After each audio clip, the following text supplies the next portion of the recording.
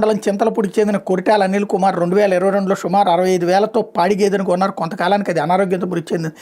పరిహారం అందించాలని దరఖాస్తు చేసి అధికారుల చుట్టూ తిరిగిన మంజూరు కాలేదు. కూటమి ప్రభుత్వం ఇటీవల ఆయన ఖాతాలో 24,000 జమ చేసింది. గత వైకాపా ప్రభుత్వ నిర్వాహకం కారణంగా నిరాశలో కూరుకుపోయిన పాడి రైతులకు కూటమి ప్రభుత్వం ఊరటనిచ్చింది.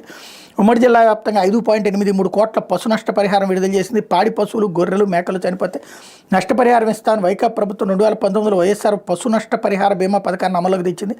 తొలి ఏడాది పరిహారం ఇచ్చి తర్వాత చేతులు ఎత్తేసింది. అప్పుడప్పుడు బకాయిలు విడుదల చేస్తున్నామంటే మాటలతో మభ్యపెట్టింది. 2023లో వైఎస్ఆర్ పశు బీమా పేరుతో మరో పథకాన్ని తెరపైకి తెచ్చింది. తమ వాటాను పశుపోషకులు చెల్లించగా నాటి ప్రభుత్వం తన వాటా ఇవ్వలేదు. దీంతో పశుపోషకులు పడ్డ ఇబ్బందులు ఇన్ని కావు అంటూ అసలే పరిహారం రాక పాడి రైతులు గొల్లుమంటుంటే నాటి వైకాపా ప్రభుత్వం 2022 నవంబర్లో క్లెయిములను మరోసారి తనిఖీ చేయాలని ఆదేశించింది.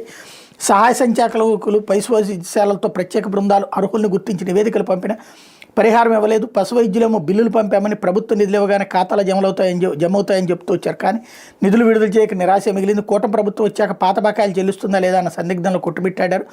అప్పట్లో వైకాపా ప్రభుత్వాన్ని నమ్ముకుని ప్రైవేటుగా బీమా చేయకపోవడం వల్ల నష్టపోయామని ఆవేదనలో మునిగిపోయారు. ఈ పరిస్థితుల్లో కూటమి ప్రభుత్వం వారి ఖాతాలకు నేరుగా సొమ్ము జమ చేసింది. కూటమి ప్రభుత్వం వచ్చాక పశు నష్ట పరిహారాన్ని రైతుల ఖాతాలో జమ చేశామని పశుసంవర్ధక శాఖ జేడీ నరసింహారావు చెప్పారన్నటువంటి వార్తని హైలైట్ చేశారు.